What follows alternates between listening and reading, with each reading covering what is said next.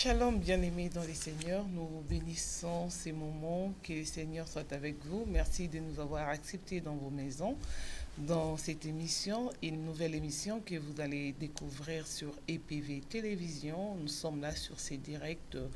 Moi, c'est votre servante Nadine Efwanga pour les personnes qui vont me découvrir dans cette émission. Et à la réalisation technique de cette émission, nous avons les pasteurs Constant à assister de Abel Photo, que Dieu les bénisse. Et nous sommes là sur ces plateaux pour vous présenter cette nouvelle émission que nous appelons Dialoguons avec Dieu. Dialoguons avec Dieu, c'est une émission que vous aurez l'habitude de suivre sur EPV Télévision, votre chaîne chrétienne. Vraiment que Dieu vous bénisse. Nous allons essayer de comprendre pourquoi dialoguer avec Dieu, avec notre serviteur que nous avons réussi sur ces plateaux. C'est notre frère. Il aime bien qu'on l'appelle frère. Et moi aussi, je suis dans la joie de l'appeler mon frère. Et je reçois sur ces plateaux pour vous. Dans cette première émission, nous avons le pasteur Jano Touzola, que je salue. Shalom, frère Jano. Amen. Shalom, ma soeur, maman Nadine. Oui, vous allez bien? Oui, je vais bien, grâce à Dieu. Ok, et que nous sommes dans la joie de vous avoir. C'est une première fois sur ces plateaux d'EPV Télévision. Je suis très flatté, grandement béni d'être dans ce lieu merveilleux. Voilà, donc je profite de cette occasion pour saluer tous nos frères et sœurs qui sont connectés en ces moments. Je vous dis tout simplement que vous allez être grandement bénis parce qu'évidemment, nous allons dialoguer avec Dieu. Et quand on dialogue avec Dieu, il y a des bénédictions, évidemment, qui découlent. Donc, une fois de plus, soyez grandement bénis. Amen. Au nom de Jésus-Christ. Amen. Soyez grandement bénis. Comme l'a dit notre frère Jano, vraiment que Dieu vous bénisse. Et nous vous demandons tout simplement de partager l'émission, d'inviter des amis, de famille. Et à suivre, vous allez comprendre c'est quoi dialoguer avec Dieu. Dans cette émission, ça se passe sur EPV Télévision. En tout cas, ne zappez pas, restez avec nous. Il y a des bonnes choses qui vont se passer sur ces plateaux. Et nous y croyons fermement par la grâce de notre Dieu. Et le frère Jano, aujourd'hui, nous allons d'abord essayer d'expliquer le pourquoi de cette émission et je vais revenir sur votre personnalité. Dites-nous pourquoi devons-nous dialoguer avec Dieu? Pourquoi cette émission s'appelle Dialoguons avec Dieu? Parce que c'est la première fois qu'on voit cette émission sur EPV Télévision et les gens qui nous suivent vont se demander, bon, pourquoi? C'est comment? Ça se passe comment? Dites-nous. Oui, parce que Dieu veut qu'on puisse dialoguer ensemble. Oui. Voilà, c'est lui qui nous a donné la bouche. Il a dit, invoquez-moi, demandez-moi. Voilà, donc Dieu veut qu'on puisse dialoguer avec lui, évidemment, c'est ça. Donc on dialogue avec Dieu à travers sa parole. Quand on lit la Bible, quand on chante, c'est vraiment dialoguer avec Dieu.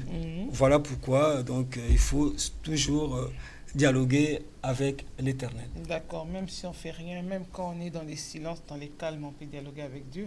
Oui, intérieurement. Oui. Intérieurement, oui. Intérieurement, on peut dialoguer avec Dieu, oui, pourquoi pas. Voilà pourquoi c'est important donc, que nos frères et sœurs qui sont connectés sachent que réellement, c'est possible et vraiment, il faut dialoguer avec Dieu. Parfois, les gens ne croient pas que Dieu peut dialoguer avec les humains. Or, c'est notre papa, c'est notre créateur, c'est lui qui nous l'exige. Demandez-moi, invoquez-moi. Et quand on invoque Dieu, quand on prie Dieu, c'est dialoguer avec Dieu. Donc, c'est vraiment un dialogue.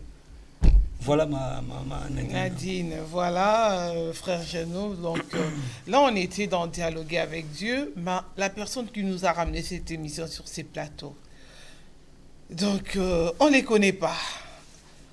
On sait qu'il s'appelle le frère Jano Touzola et on s'arrête là. Le frère Jano, il vient d'où? Il sort d'où encore ses frères? Les gens se regardent cette émission, ils vont se demander, il sort d'où encore lui? Là, il y a encore beaucoup qui aiment prêcher la parole. Lui encore, il vient d'où? Merci, maman Nadine. Voilà, je suis, comme vous l'avez dit, frère Jano. Voilà, je suis frère parce que Dieu est mon papa. Depuis le sacrifice de Jésus, je suis devenu fils de Dieu, enfant, et par son amour, par le soutien de son Esprit Saint, depuis la nouvelle naissance, voilà, il m'a fait grandir jusqu'à ce que je suis devenu fils. Et du coup, petit frère de Jésus. Parce que la prédestination veut que nous soyons le frère de Jésus-Christ. Parce qu'il est devenu l'aîné. Dieu m'a adopté. Donc je suis fils de Dieu. Frère de Jésus. Comme vous aussi, vous êtes sœur de Jésus. Donc je suis dans la joie de vous appeler sœur. Donc je suis à l'aise qu'on m'appelle frère Janou. Voilà. Parce que donc j'ai un papa qui m'a engendré, qui s'appelle l'Éternel des armées, Dieu Tout-Puissant, et l'aîné de la famille qui est Jésus-Christ, qui est mon grand frère, et nous formons une famille, voilà, où il y a des frères et des sœurs. Voilà pourquoi j'ai toujours aimé qu'on m'appelle frère Janou. Voilà, donc par rapport à mon parcours, évidemment, parce que vous avez posé la question, d'où je sors, donc voilà. Vous êtes frère parce que vous n'avez pas de ministère, ou bien vous êtes frère parce certainement. Parce que vous aimez être le petit frère de Jésus-Christ? Certainement, il y a des ministères. Il y a plusieurs ministères. Il y en a. En fait, comme vous avez posé la question, donc à l'âge de une vingtaine d'années, voilà, j'ai fréquenté l'école, le ministère de la Voix. C'est là où j'ai suivi ma formation, une école biblique, ministère de la Voix. Et c'est là où j'ai évidemment accepté Jésus, Christ. Et depuis là, évidemment, puisque la Bible dit, quand une personne est nouvelle, tout devient, évidemment, tout change. Il reçoit les gènes dédiés et il a, évidemment, la fonction d'ambassadeur. Voilà pourquoi je parle de Dieu. Ah, donc, vous aimez les gros titres. Vous n'aimez pas être docteur, mais vous voulez ambassadeur parce que c'est grand. Mais c'est ça tout simplement. Quand on est en Christ, automatiquement, on est ambassadeur pour Jésus-Christ. Quand on est en Christ, on a le ministère de la réconciliation. Donc, je dois réconcilier tous ceux qui sont, évidemment, aujourd'hui en dehors de la parole de Dieu. Donc, je suis frère en Christ. Maintenant, il y a certainement des ministères. Mais bon, ça sera découvert quand Dieu le voudra. D'accord, voilà. On va les découvrir. Sur ces plateaux, nous, on a cette capacité de découvrir. Hein. On va voir comment est-ce que vous allez nous parler aujourd'hui. Et on va dire que celui-là, il ressemble à un. Donc, c'est ça. Gloire à Dieu. Gloire à Dieu. Je ne peux que dire gloire à Dieu. Voilà, comme je vous dis. Donc, les ministères, il y en a beaucoup. Il y en a tant. Il y a plein de ministères. Donc, certainement, il y a des ministères. Mais je me plais d'être appelé Frère Janou. Frère Janou, dites-nous, parlez-nous un peu de votre histoire de conversion. Ça s'est passé comment? Aujourd'hui, vous êtes dans la joie, vous vous réjouissez d'être appelé petit frère de Jésus, fils de Dieu.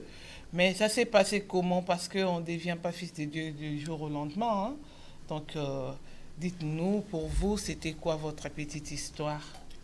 Oui, donc je suis né pécheur à cause d'Adam et Ève. Et par amour de Dieu, Dieu évidemment va me pousser par sa grâce, va m'inviter, va m'aider évidemment à aller vers lui. Voilà, c'est une grâce particulière que je reçue, voilà, pour évidemment aller les chercher. Et il s'est laissé trouver. Oui. Voilà, comme je vous ai dit, donc j'ai eu la... Vous êtes parti les chercher où? En montagne ou quoi? Vous avez fait des retraites, des jeûnes et prières pour rencontrer Dieu ou comment? J'ai compris que, évidemment, j'ai compris que Dieu est partout. Voilà, ce n'était pas la montagne. Oui, peut-être dans ma chambre. C'était aussi une montagne. Voilà, dans l'école, partout, peut-être une montagne si, évidemment, vous-même, vous avez la foi. Voilà, quand j'ai réalisé, évidemment, j'ai pris conscience qu'il fallait, évidemment, demander à Dieu de m'aider. J'ai pris conscience, c'était vraiment au fond de moi. et il s'est laissé évidemment trouver. J'ai pris conscience après, donc voilà, quelque chose m'a touché, et vraiment j'ai été vraiment assidu, voilà, dans les enseignements qu'on a cessé de nous donner au ministère de la Voix. Et Dieu aussi m'a visité, voilà, il m'a convaincu, et voilà, j'ai accepté Jésus-Christ, et depuis là, évidemment, par l'aide du Saint-Esprit. Vous avez été baptisé? Oui, baptisé, oui, je suis baptisé. Oui, donc vous croyez en Jésus-Christ, vous êtes baptisé et vous êtes petit frère de Jésus. Donc vous êtes sur les traces de Jésus-Christ. Donc tout ce que le Christ a fait, vous êtes derrière. Oui, c'est ça. Parce qu'aujourd'hui, il y a beaucoup de gens qui disent nous connaissons Christ, il est ceci, mais il y a d'autres choses qu'ils n'acceptent pas dans la Bible. Et il y a d'autres choses qui font des discussions sur des parler en langue. Ils ne croient pas en ça. Donc, je ne sais pas si c'est votre cas aussi. Hein. Ouais, je sais que c'est pas facile. C'est pas facile parce que nous avons la chair, nous avons le corps physique, qui évidemment, qui correspond évidemment à ce monde charnel. Mais dès que Dieu vous visite, dès que Dieu vous engendre, en tout cas, tout change. Dieu a dit, je leur donnerai un cœur nouveau, ils deviendront mon peuple. Je leur donnerai un cœur nouveau et un esprit nouveau, et ils deviendront mon peuple. Quand Dieu, par sa bonté, par sa grâce, vous visite, tout change. C'est-à-dire, vous aurez le soutien, évidemment, du Saint-Esprit qui va vous convaincre, comme Jésus a dit. Le Saint-Esprit va vous conduire, va vous enseigner. C'est ça. Donc, pour cela, donc, je suis évidemment obligé de suivre le Maître parce qu'il m'a convaincu. Et comment vous faites? Parce que là, c'est comme si, en vous entendre parler, c'est comme si vous n'avez pas...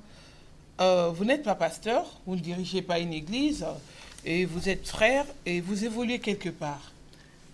Oui, j'ai toujours été ensemble, je communiais avec des frères et sœurs dans une église évangélique à Colombes. Je vais régulièrement là-bas, c'est là où je vais évidemment écouter la parole de Dieu. Mais cela ne m'empêche pas, évidemment, à être un ambassadeur sur terrain.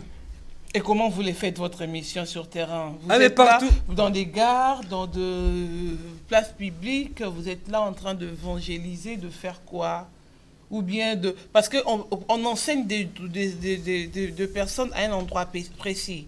Parce qu'on peut évangéliser dans des gares, dans des hôpitaux, mais l'enseignement, c'est quelque part dans un endroit où les gens s'assoient tranquillement. On sait qu'on s'est réunis et il y a des enseignements qu'on peut donner aux gens. Oui, comme je vous ai dit, donc je vais dans un endroit précis, régulièrement, écouter la parole de Dieu. Je n'ai pas de responsabilité là-bas, c'est une église évangélique. Mais rien ne m'empêche, tout simplement parce que, je vous ai dit, une personne en Christ est automatiquement ambassadeur. Donc, quand je suis avec des amis, au travail, en famille, je ne cesse d'exhorter. Il faut être un parfum des grands prix. C'est vraiment un mystère. C'est vraiment un mystère, donc je n'arrive pas à les freiner. Voilà, donc quand je suis là, déjà ma présence, par la grâce de Dieu, voilà, fait que, évidemment, je sente Jésus-Christ. Voilà, donc, les enseignements, comme vous venez de dire, évidemment, il faut avoir peut-être une assemblée. Il faut qu'on se dise qu'on est... Il faut avoir une assemblée. On est évangéliste, on est apôtre, on est pape, on est... Wow. Mais est-ce que c'est seulement aux apôtres, aux pasteurs, pour enseigner ou peut-être pour exhorter? Non, les disciples aussi les font. Amen. Donc, comme je vous ai dit, je pense, avant d'être pasteur, avant d'être apôtre, prophète, il faut être fils de Dieu. Et c'est ça ce qui fait peur à l'ennemi. À l'ennemi, voilà. Être fils de Dieu, on reçoit l'ADN de Dieu. On reçoit les gènes de Dieu. C'est-à-dire, on cesse d'être... C'est-à-dire, on cesse avec les comportements reçus biologiquement de ses parents. Du coup, on reçoit les comportements divins. Parce que Dieu, par sa volonté, il se pose, évidemment, il envoie son esprit en vous. Et ça vous nourrit. C'est ça. Donc, quand l'esprit vous nourrit, c'est l'esprit évidemment qui prend le contrôle, qui vous pousse évidemment à être un modèle. La Bible le dit, c'est l'esprit qui va vous conduire. Donc, c'est ça. Donc, le pasteur, prophète, évangéliste, oui, c'est trop bien. C'est trop bien. Moi, si je l'étais, je vous dirais que je suis pasteur Jeannot, je suis prophète Jeannot, mais moi, je dis, je suis fils de Dieu. D'accord. Fils de Dieu qui a en lui Jésus-Christ. Voilà pourquoi je suis l'ambassadeur de Jésus-Christ. D'accord. Je pense que ça va. Oui, ça va, on y va petit à petit. Voilà. Hein, donc, on est encore là. Parce que le ministère, vous le découvrez peut-être vous-même. Bon, comme vous avez dit, vous avez la capacité. On va voir. Voilà. On va voir. On va vous, ne vous inquiétez pas, on va vous dire à la fin qui est le frère Jeannot. Donc, même vous-même, vous allez discerner. Et c'est moi un esprit de discernement. Hein, et puis, vous allez comprendre qui il est. Et nous, sur ces plateaux, notre frère nous a dit qu'il est converti, il croit en Jésus-Christ, il est son frère, il est le Fils de Dieu, il est l'ambassadeur. Et aujourd'hui, en tant qu'ambassadeur, il nous a ramené un thème sur ces plateaux de télévision. Et ce thème, c'est accédant au royaume de Dieu et dominant le monde de sens. C'est ça votre thème d'aujourd'hui. C'est ça, ce thème d'aujourd'hui, ma sœur Nadine. Oui. Il est important et je profite de l'occasion aussi, je sais que mes frères et sœurs qui sont connectés sont attentifs. Il est important, évidemment, de dominer le monde des sens.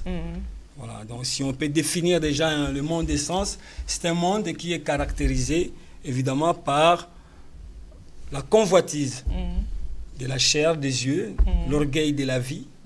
Et c'est ce monde-là que Satan a possédé depuis qu'il a été chassé des cieux. Voilà. Et ce monde-là va empêcher, évidemment, le peuple de Dieu que nous formons pour accéder dans le projet de Dieu, dans les bénédictions de Dieu. Parce qu'avec la convoitise, avec la séduction qui constitue une arme terrible de l'ennemi pour nous barrer la route, Satan vraiment nous livre une bataille, un combat terrible. Donc voilà pourquoi il est important de dominer le monde des sens. Voilà. Et Dieu le veut aussi. Parce qu'à la création, Dieu va dire à Adam, assujettissez le monde, la terre. Voilà. Donc il est important. Dieu a des projets meilleurs pour nous. C'est des projets de bonheur afin que nous ayons une espérance. Mais il y a un élément qu'on doit souligner. Quand Satan a été chassé des cieux avec ses anges, évidemment les démons, ils ont pris possession de la terre. Et depuis là, même la Bible dit, malheur à vous la terre parce qu'il est descendu vers vous. Voilà. Alors, quand déjà la Bible dit, malheur à vous, la terre, bon, imaginons nous qui allons habiter la terre.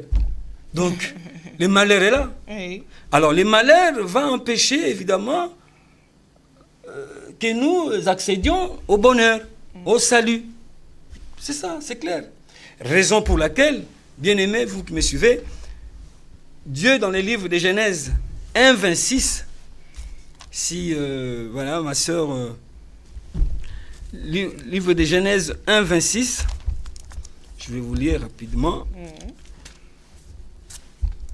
Si ma sœur trouve avant, parce que je sais que vous êtes... Genèse 1, 26. Genèse 1, 26. Oui. Puis Dieu dit, faisons l'homme à notre image, selon notre ressemblance, et qu'il domine sur les poissons de la mer et sur les oiseaux du ciel, sur les bétails, sur toute la terre, et sur tous les reptiles qui rampent sur la terre. Voilà, donc Dieu qui, évidemment, va créer l'humain, il dit, faisons l'homme à notre image et selon notre ressemblance, pour qu'il domine. Si Dieu insiste sur l'image et la ressemblance pour dominer, c'est que Dieu veut préserver l'humain. Donc Dieu a voulu nous préserver, évidemment, à partir de notre ancêtre qui est Adam, tout simplement parce que Dieu savait que la terre, évidemment, était souillée par la présence, évidemment, de Lucifer et de ses anges. Donc il faut préserver son œuvre qui est Adam, afin de jouir, évidemment, à la création divine. C'est ainsi que Adam va être créé selon l'image de Dieu. Et l'image, par définition, si nous regardons les dictionnaires, l'image, c'est la reproduction. C'est la représentation. Donc, Dieu dit, reproduisons-nous. Donc, on ne peut pas dominer la création si vous n'êtes pas Dieu.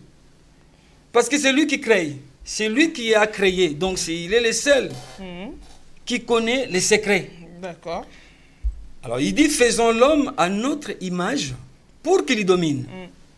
Donc, sans être l'image de Dieu, sans être une représentation de Dieu, on ne peut pas dominer. Il dit en outre, selon notre ressemblance. La ressemblance est une identité, par définition. Une identité, c'est évidemment quand c'est vraiment l'identité. Donc Dieu dit, c'est notre identité. Faisons de cet homme que nous allons créer notre identité. Or, une identité représente les caractéristiques, évidemment, de la personne en question. Donc, avec les caractéristiques que Dieu, évidemment, avait mises à Adam, dans Adam, ces derniers ne pouvaient que dominer, évidemment, la terre ainsi que d'autres créatures. Voilà. Et depuis que Adam, évidemment, bien aimé, il a conservé cette image en lui ou sur lui, il a dominé, l'a prévané, il a donné les noms, à toutes les autres créatures. Il a régné jusqu'au moment où, évidemment, il va pécher. Et c'est là où le problème. Parce que quand il a péché, il céda cette autorité à l'ennemi, aux anges et évidemment à leur maître qui possédaient déjà la terre. Et on comprend l'histoire, la Bible dit, Satan le séducteur, il vient séduire la dame, Ève. Or, Dieu avait déjà prévenu. Si Dieu, évidemment, avait demandé, évidemment, à ses fils de créer l'homme à son image, c'est pour éviter ces dangers. Malheureusement, cela s'est produit, et avec comme sanction la mort spirituelle qui a entraîné, qui a entraîné évidemment, un grand malheur, évidemment, sur la vie d'Adam et Ève. Et cela, ça a été, évidemment, transmis à toute la race, c'est-à-dire à nous ses descendants. Voilà pourquoi aujourd'hui, évidemment, il y a tout autour de nous, évidemment, des querelleurs, des tueurs, des gens égoïstes, des rancuniers, des gens, évidemment, qui n'arrivent pas à supporter ses siens. Des gens qui, évidemment, sont... évidemment, qui peuvent ou qui représentent carrément Satan. C'est-à-dire Satan se retrouve en ces gens. C'est-à-dire il peut retrouver ses qualités au milieu de ses fils égarés. C'est quand on reste dans la colère, quand on est impatient, quand on est violent, quand on n'arrive pas à pardonner. Bien aimé, sachez que vous représentez le diable. Donc le diable se reconnaît en vous. Et ces phénomènes, une fois que nous, ces phénomènes, puisque évidemment c'est le plan de l'ennemi, ça nous déstabilise. Ça a déstabilisé l'humain, dans ce sens que l'humain n'arrive plus évidemment à communiquer avec Dieu ou à recevoir de Dieu l'assistance, évidemment, pour son salut. Donc c'est important que nous sachions que, évidemment, en restant, évidemment, sous la domination de Satan, c'est impossible pour nous, évidemment, de sourire. C'est impossible pour nous, les humains, d'aimer. C'est possible pour nous, impossible, pardon, j'allais dire, de pardonner. C'est impossible pour nous évidemment de supporter parce que l'esprit malin nous a possédés. Alors, Dieu ne pouvait pas rester impatient. Dieu ne pouvait pas rester insensible face à ces malheurs. Tout simplement parce que c'est sa création. C'est ainsi que Dieu va évidemment envoyer Jésus. Ma sœur, Dieu va décider d'envoyer son Fils pour évidemment restaurer l'image qui a été détruite par Adam. Voilà, jusque-là, le plan réussi de l'ennemi qui a fait que l'homme soit dans, évidemment, les malheurs. Il est aussi important de souligner, quand Satan est tombé, pardon, quand l'homme a chuté, quand Adam a chuté, Satan a pris le contrôle de l'humain, du monde, sur le plan social. Il a pris le contrôle de l'intelligence humaine, il a pris le contrôle de l'état spirituel. Dans ce sens que les humains ont commencé, jusqu'aujourd'hui, adorent même Satan. Sur le plan moral, l'intelligence est obscurcie. Parce qu'avec ces démons, ils ont envahi l'intelligence des humains. On connaît les biens, mais on n'arrive pas à faire les biens. Mais c'est vous qui dites qu'ils adorent Satan, et pour eux, ils adorent Dieu. Ah, mais les œuvres les prouvent. Les œuvres les prouvent. Les œuvres les prouvent. Les œuvres les prouvent quand on voit... bon, je ne vais pas ici décrire des faits, mais tout est visible, il n'y a rien à cacher. On comprend que voilà, ces pratiques ne sont pas, évidemment, de Dieu.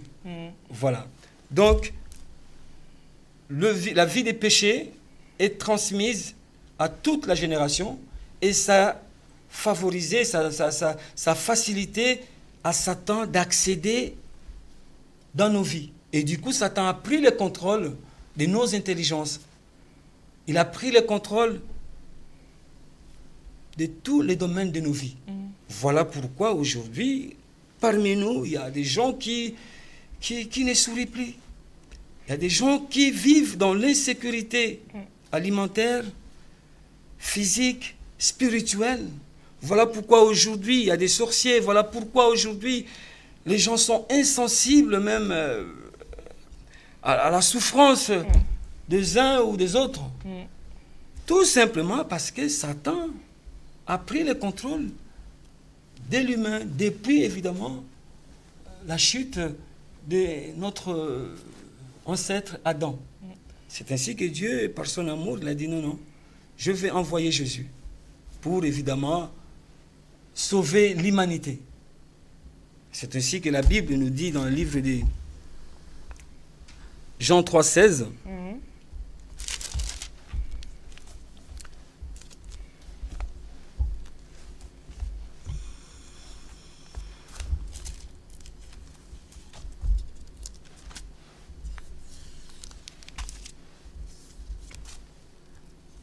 Le livre de Jean 3,16, et c'est que ma sœur est plus rapide que moi. Car Dieu a tant aimé le monde qu'il a donné son Fils unique, afin que quiconque croit en lui ne périsse point, mais qu'il ait la vie éternelle.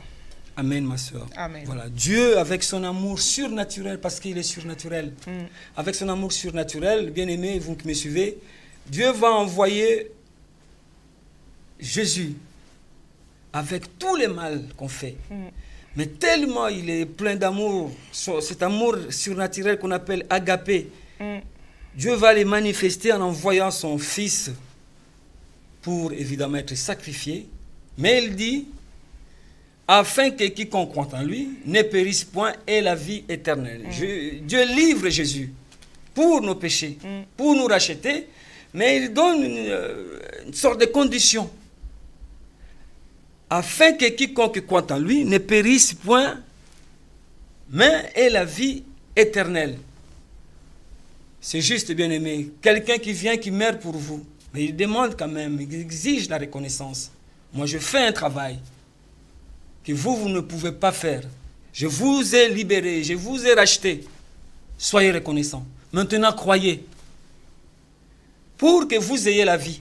Parce que si vous ne croyez pas, vous mourrez. Il dit, afin que vous croyez pour que vous ayez la vie éternelle et non vous périssez. C'est ça le problème. Comment on va croire? Parce que c'est une guerre. La croyance ici, bien aimé, nous devons savoir que ça doit nous pousser à l'engagement. Ça implique l'action. Jésus meurt à la croix, il est ressuscité. Mais Dieu dit, il faut croire en lui. Donc nous devons accepter Jésus. Comme la Bible nous dit dans le livre de Romains 19. Romains 19.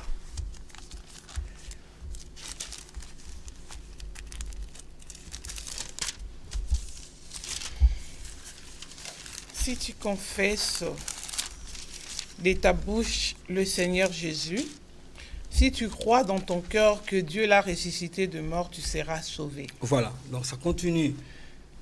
Nous devons confesser Jésus-Christ et croire que vraiment Dieu l'a ressuscité de mort, afin que nous soyons sauvés. Donc c'est une condition. Mais c'est une croyance qui doit évidemment venir des cœurs. Donc, une fois nous croyons dans nos cœurs, ça doit évidemment s'extérioriser. C'est quelque chose que nous avons dans le cœur doit se manifester. Parce que si je dis je crois à Jésus et que je n'aime pas mon frère et que je ne supporte pas mon frère, je ne crois pas. Et là, je ne serai pas sauvé. Et le diable aujourd'hui, il essaye évidemment, bien aimé, de faire en sorte comme quoi que nous croyons alors qu'on ne croit pas.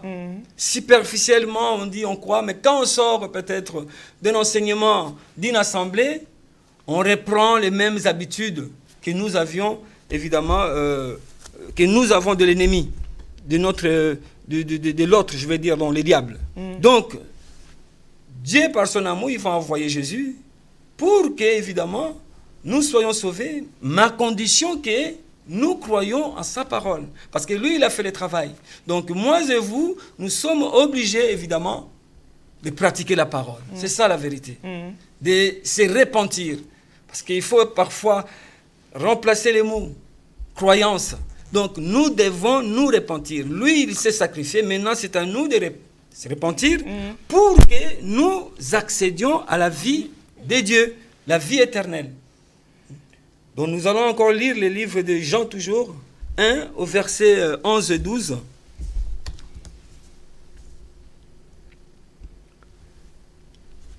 Livre de Jean.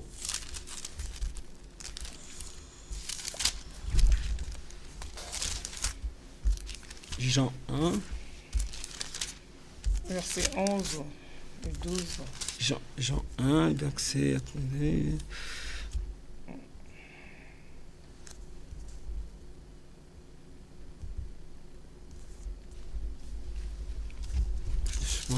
C'est ça?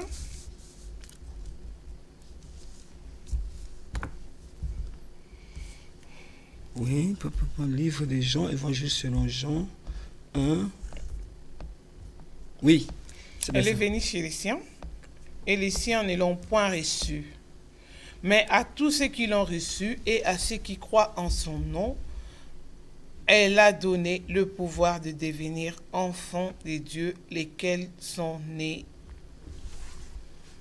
non du sang, ni de la volonté de la chair, ni de la volonté de l'homme, mais de Dieu. Amen. Amen. Voilà. Donc, la Bible est claire. Mais à tous ceux qui l'ont reçu, à ceux qui croient en son nom, elle a donné le pouvoir de devenir enfants de Dieu, lesquels sont nés non du sang, ni de la volonté de la chair, ni de la volonté de l'homme, mais de Dieu. Pareil avec le livre de Jean 3,16. Dieu qui livre Jésus. Il dit de l'accepter, c'est-à-dire de croire en Jésus. Croire en Jésus, c'est accepter Jésus, c'est faire sa volonté, bien-aimé. À ceux qui l'ont reçu, évidemment, dans le livre de Jean 1,12, à ceux qui l'ont reçu, il a donné le pouvoir. Quand on reçoit Jésus, c'est-à-dire quand on pratique la parole de Jésus, quand on croit en Jésus, c'est ça recevoir Jésus. Je ne peux pas dire que j'ai en moi Jésus, alors que je ne vais pas être sensible aux douleurs de mon frère. C'est impossible. Je ne peux pas dire que j'ai en moi Jésus, alors que je suis un impudique. Je ne peux pas dire que j'ai en moi je suis alors que je suis infidèle dans le mariage. Je ne peux pas dire que j'ai en moi Jésus alors que je suis un tueur ou un sorcier. Donc, mais tous ces gens-là que vous avez cités, ils disent tous qu'ils sont Jésus. Hein. Je vous ai dit, les œuvres les prouvent. On n'a même pas besoin d'aller chercher. Ça sera visible. On ne se moque pas de Dieu. Vous finirez par vous dévoiler. Même si vous vous cachez derrière la parole de Dieu, Jésus va vous évidemment sortir au grand jour.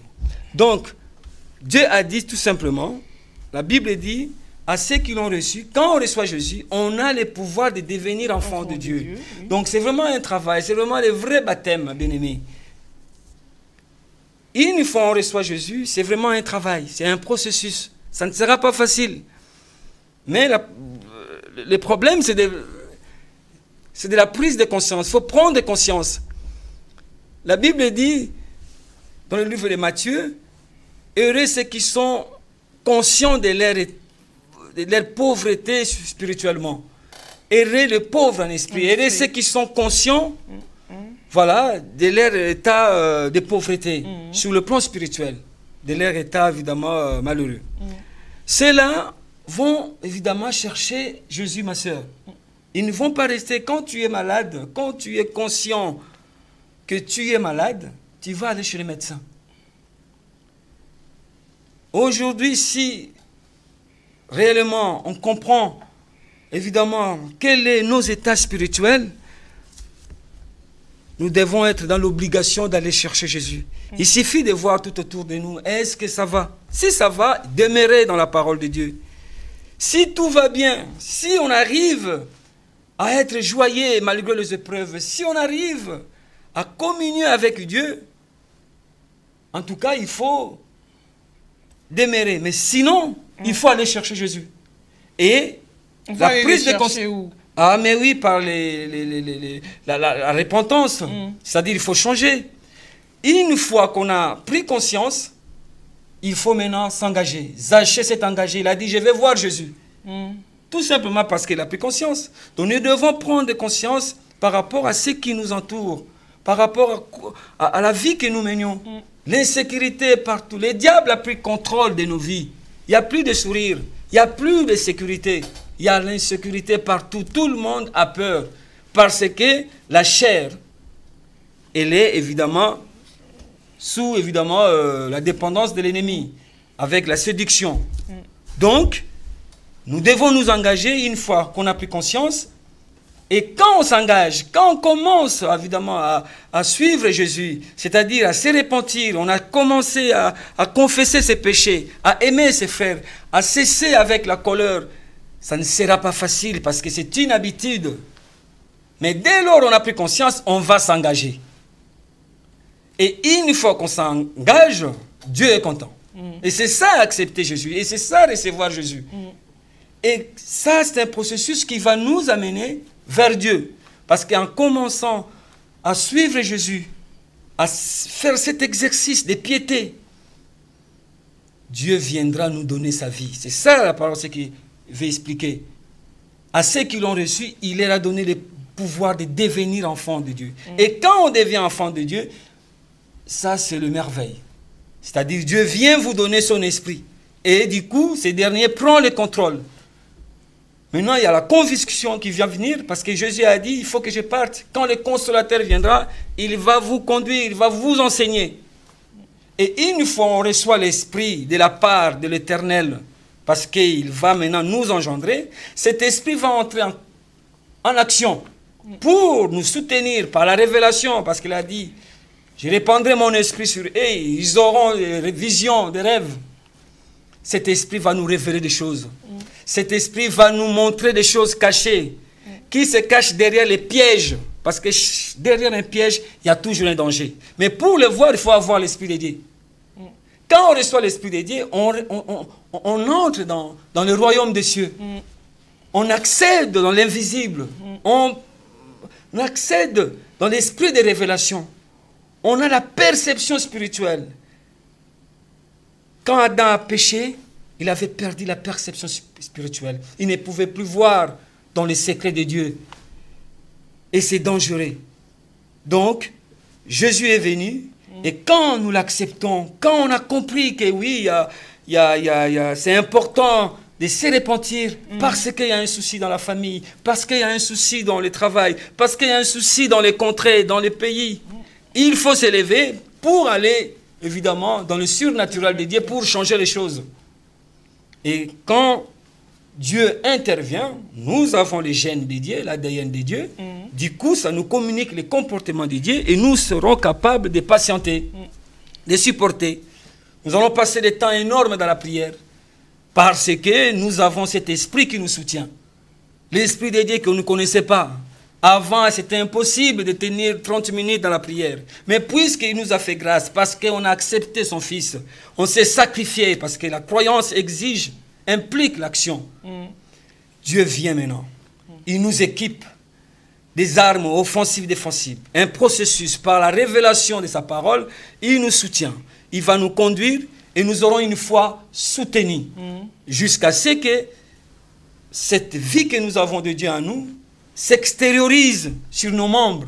Ainsi va s'accomplir le verset de Romains 12, 1, qui est dit donc,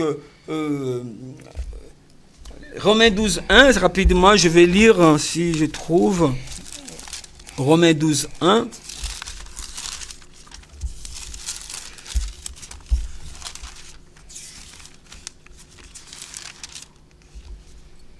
Je vous exhorte donc, frères, par les compassions de Dieu, à offrir vos corps comme un sacrifice vivant, saint, agréable à Dieu, ce qui sera de votre part un culte raisonnable. À offrir vos corps comme un sacrifice vivant. Voilà. Donc, une fois on reçoit le Seigneur Jésus-Christ, Dieu vient nous donner sa vie, la vie de Dieu. C'est l'image de Dieu. La vie de Dieu qui va nous transformer, qui prend le contrôle par les révélations, par les rêves, par des visions, par la conviction. Maintenant, on comprend la parole, non plus charnellement, mais spirituellement, parce qu'on a l'Esprit de Dieu, l'Esprit des révélations, et ça nous pousse, on voit les choses cachées. Du coup, on persévère. Moïse qui a fui Pharaon, parce qu'il n'était pas soutenu par l'Esprit, mais quand il a vu Dieu, il est rentré chez Pharaon pour lui dire, laissez les enfants partir. David qui vient, personne ne le comprenait.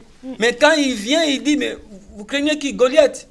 Alors que tout le monde avait peur. Tout simplement parce que David voyait dans l'invisible, par la grâce de Dieu. Pareil. Donc quand nous accédons au royaume de Dieu, nous dominons les 5 sens. Et du coup, nous avons la révélation pour évidemment être fort dans la foi, résister à l'ennemi. Parce que l'Esprit de Dieu qui est en nous va évidemment nous pousser, évidemment, à tenir ferme. Parce qu'on voit la finalité de la chose, du combat. C'est ainsi qu'on voit plusieurs serviteurs de Dieu tenir ferme. Élie qui était tué, mais qui voyait Jésus, alors que les autres ne voyaient pas. C'est ça l'esprit des révélations. Quand on a l'Esprit de Jésus en nous, et que Dieu nous donne sa vie, nous accédons dans les secrets de Dieu. On peut voir le lendemain, par grâce de Dieu. Quand il n'y a pas l'épreuve, on est normal. Mais quand l'épreuve arrive, c'est alors que cet Esprit de Dieu nous pousse. C'est comme ça chez David. Si Goliath n'était pas venu, personne n'allait comprendre que David était un guerrier. Donc pareil aujourd'hui. Quand l'ennemi ne se manifeste pas, on est là. Mais les enfants de Dieu qui ont l'Esprit de Dieu, ils sont toujours en communion. Mais quand l'Esprit se manifeste, c'est automatique. L'Esprit déclenche la vie de prière, la vie de foi. Et on persévère. Et on voit l'issue du problème. C'est ça ce qui est le secret. Donc il est important, impératif d'accéder à la vie de Dieu. C'est ainsi que Nicodème, ma soeur, je profite, n'a pas compris Jésus.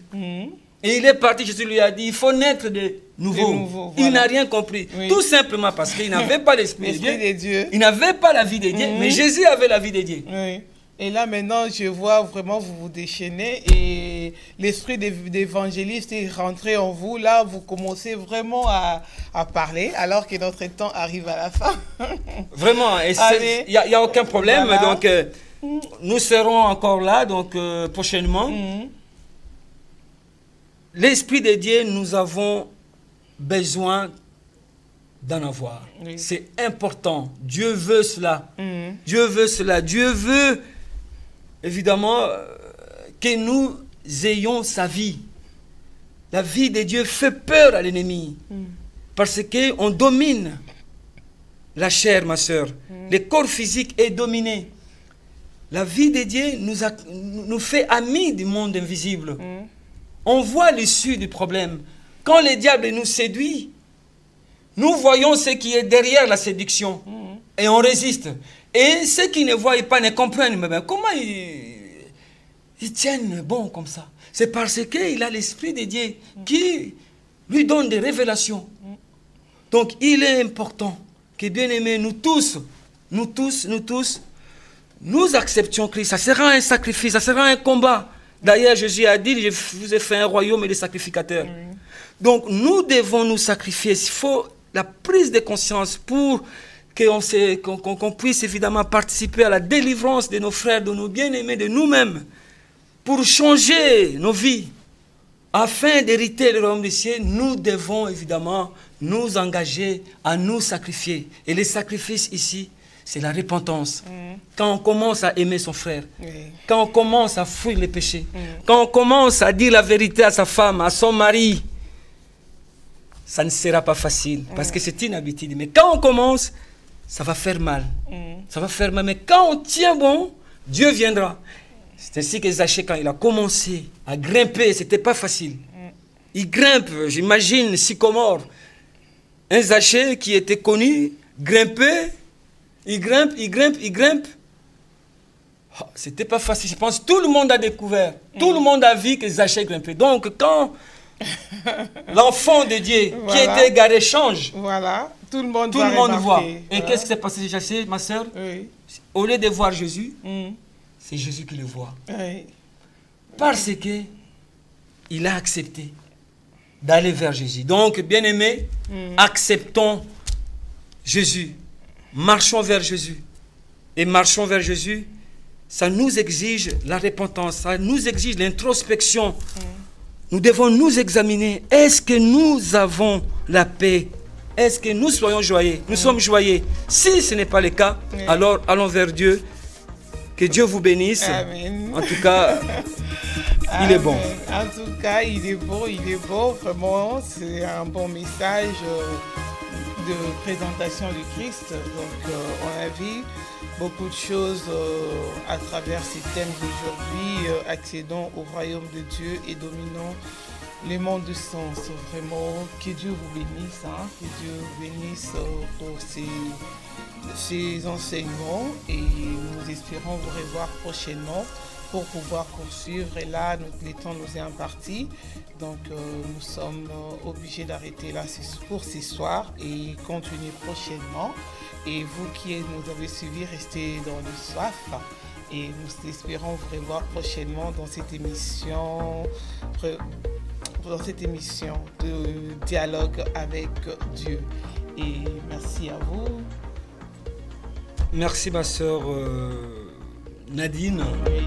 Une fois de plus, on a dialogué avec Dieu. Et quand on dialogue avec Dieu, croyons qu'on a dialogué. Oui. Et puis, il y a la joie, il y a la paix. Et puis, l'ennemi fuit. Voilà. Ok, merci. Merci, que Dieu vous bénisse. Que Dieu vous bénisse. Merci au pasteur Constant qui nous a réalisé cette émission. Merci à Belle Photo. Vous avez de mariage, n'hésitez pas à les contacter. Et merci à vous tous qui nous avez suivis ce soir dans cette émission. Merci à notre sœur Kessia Donati, dont l'anniversaire est aujourd'hui. Joyeux anniversaire à vous.